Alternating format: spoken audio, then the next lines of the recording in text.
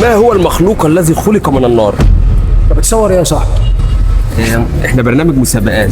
طب بعد اذنك انت بتصور على طول من غير ما تقول لي لا بعد اذنك. طب بعد اذنك معلش. طب استهدى بالله. طب معلش يعني عشان بس هو الوضع يعني مش مستحمل يعني.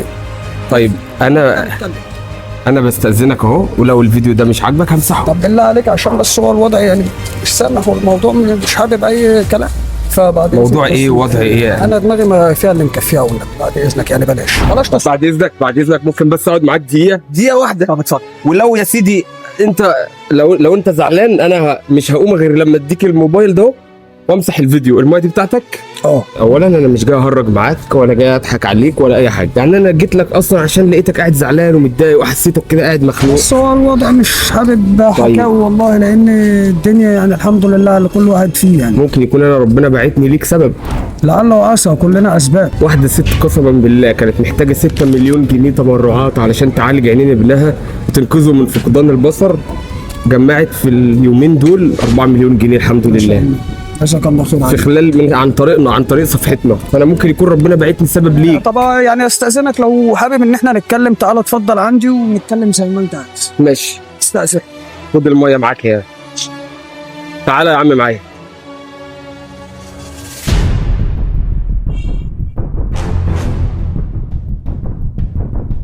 استاذ معلش بعد اذن حضرتك، معلش بعد اذنك يعني البس انت المايك ده، ويا سيدي لو اي حاجه فيها احراج ليك انا لا تعالى اتفضل معايا وربنا يسهل. تعالى اتفضل يا استاذ. شوف الطريق بس. تعالى اتفضل تعالى. اتفضل. السلام عليكم. السلام ورحمه الله وبركاته. اتفضل. لا ولا يهمك. ازيكم عاملين ايه؟ ازي حضرتك؟ ازيك يا حبيبتي؟ اصور معاهم عادي؟ اتفضل يا زعل. اتفضل. هو دي اسرتي. طب تعالوا اتفضلوا. طيب الاول ودي اسرتي، بنتي وزوجتي. اسمك ايه يا حبيبتي؟ دارين. وحضرتك ام دارين. مدام ايه؟ مدام ياسمين. اهلا وسهلا تشرفنا بيك والله. اهلا بيك والله، انت اللي نورتنا يا زعلي. الف سلامه. طب انا يعني المشكله عندك ايه؟ ممكن اسمع بقى منك، احنا خلاص بقينا في والله واحنا يعني الموضوع معايا بقاله سنتين دلوقتي. زوجتي عامله بتر تحت الركبه. طبعا كان الاول الموضوع تاكل في الصباع، بعد كده بدا ان هو العظم بتاع الكحل يتاكل. جرينا كتير. الركبه اللي مش ظاهره هنا دي. هي الرجل اليمين. لا حول ولا قوه. فطبعا عملنا بتر تحت الركبه بعد ما جرينا كتير ودكاتره كتير. عملنا حقن اوزون واكسجين نشط، ولكن ما كانش حاجه من دول ليها فايده. فطبعا اكل شرب غسيل بيت، يعتبر انت شايل البيت زيك زي الزوجه في البيت. طيب استاذن حضرتك بس انا ممكن اتكلم مع ام دارين شويه؟ اتفضل. بعد اذنك بس المايك ده بس هنا. انت بقالك قد ايه يا ام دارين بتعاني من التعب ده، ولا ايه السبب؟ ايه اللي وصلك لكده؟ انا بقالي 15 سنه عندي سكر. الحاله اتطورت خالص لدرجه ان هو عمل لي حاجه في البنكرياس، ان هو ضرب ما بقاش يستقبل اي انسولين علشان يشتغل في جسمه. السكر ما بقاش نافع له علاج غير العلاج المستورد اللي بره، وطبعا العلاج المستورد اللي بره غالي. بجد والله نفسي امشي على رجلي تاني علشان بنتي. بقالك قد ايه قاعده القعده دي؟ بقالي سنه من بعد العمليه. انا مش طالبه حاجه غير ان انا اقوم اقف على رجلي عشان بنتي، لان بنتي محتاجه عمليه كبيره. انا مش عارفه انا هعمل فيها ايه. بنتي عندها عوجة في العمود الفقري وعندها تاكل في الفقرات. من ايه سببه؟ مولوده كده بيه. هي 5% من المواليد كل سنه بيبقى في عندهم حاجه اسمها اعوجاج في العمود الفقري. تابعنا مع دكتور اسمه هاني عبد الجواد، ده يعتبر اكبر دكتور في العمود الفقري. بقالنا دلوقتي 9 سنين متابعين معاه. انا عايز اقول لحضرتك حاجه يا استاذ محمود. مدام ياسمين اشد المؤمنين عند الله درجه هم اللي كانوا ربنا بيبتليهم. الحمد لله. فالابتلاء ده أنا مش معترض على الابتلاء ده، والله العظيم ما معترض عليه، بس تعبت لان قعدتي بدات ان هي تاثر على رجلي التانيه. انا رجلي التانيه تعباني. المفروض ان الطرف الصناعي لما هيتعمل هيبتدي ان هو يلجا للرجل السليمه الاول عشان يعالجها، لو طبعا من الضغط عليها ومن التعب عليها الفتره دي كلها، فهيعالج طبيعي الرجل السليمه الاول وبعد كده يشوف الرجل المصابه. شقه دي ايجار؟ شقه دي ايجار قعد مؤقت سنه. من ساعه ما سكنت فيها، يعتبر سكنت فيها قبل العمليه بشهر. يعني انتوا اصلا مش من هنا؟ لا. منين اصلا؟ اساسا من الزاويه الحمراء، بس طبعا يعني كنا الاول ما عندكوش بيت هناك؟ لا ملناش حاجة ملك ولا الكلام دوت، ولا أنا عندي، أنا والدي ووالدتي متوفين ومفيش غير أخت واحدة. مصدر دخل، فالدنيا برضه الوضع يعني الحمد لله. انت اسمك ايه يا حبيبتي؟ دارين. في سنه كام يا عم؟ رابعة. انت نفسك تطلعي ايه لما تكبري؟ دكتورة. اشمعنى؟ عشان أعالج ماما. عشان ايه؟ أعالج ماما. انت نفسك في ايه؟ نفسي إن ماما تمشي على رجلها وأعملها.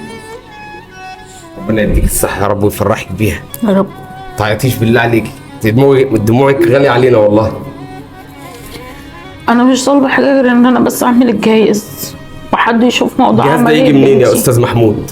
اطراف صناعي، ممكن يجي من اي شركه اطراف صناعيه، بس طبعا برضو بيجي بمواصفات معينه، بيجي بخامات معينه. بيعمل له دلوقتي من 70 ل 82 الف، لان هي برضو بيتعلق بوزنها، وطبعا هي وزنها على السنتين اللي هي قعدتهم في السرير الوزن بيزيد. والعمليه بتاعت بنتك؟ عمليه دارين دي المفروض تتعمل، العمليه دي داخله في انت بتعيطي ليه يا حبيبتي؟ ما تعيطيش طيب، ده انت بس عشان خاطري ما تعيطيش، انا كده هعيط والله.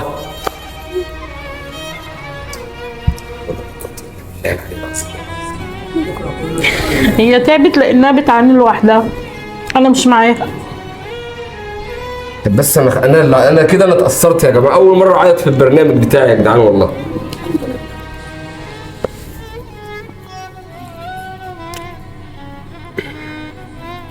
خلاص بقى يا جدعان بقى، ما تنكدوش علينا بقى. خلاص احنا هنفرح ان شاء الله، والدنيا اللي جايه احسن ان شاء الله. ان شاء الله. ما احنا جايين عشان نحل المشكله اهو، صح ولا ايه؟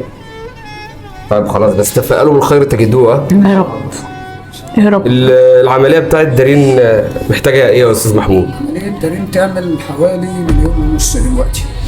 1.5 مليون؟ اهو. ليه؟ عشان هي كانت من 3 سنين عامله 750 الف. طب ايه السبب؟ هي ايه المشكله مولودة الكبيره؟ كده. اعوجاج في العمود الفقري وتآكل في 3 فقرات في مرحله الصدر، اللي اعوجاج ضاغط على القلب، وده من اشد انواع الاعوجاج.